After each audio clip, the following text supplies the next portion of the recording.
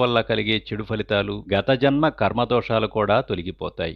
ఈ దీపం వెలిగించే వారికి జీవితంలో ఉన్నత స్థాయి లభిస్తుందని, కోరిన కోరికలు నెరవేరి అష్టైశ్వర్యాలు లభిస్తాయని నమ్మకం. దీపం కాంతి అజ్ఞానాన్ని, చీకటిని తొలగించి శుభాన్ని సూచిస్తుంది.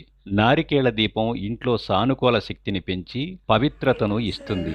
నారికేళ దీపం పరమశివుడికి చాలా ఇష్టమైనది. కొబ్బరి చిప్పలో దీపం ఎప్పుడు వెలిగించాలంటే కార్తీక మాసంలో ఏ రోజైనా వెలిగించవచ్చు. అయితే ముఖ్యంగా కార్తీక సోమవారాలు లేదా ప్రదోష కాలంలో సాయంకాలం తులసీమాత వద్ద కానీ, లేదా పూజా మందిరంలో కానీ, లేదా దేవాలయంలో కానీ ఈ నారికేళ దీపాన్ని వెలిగించవచ్చు.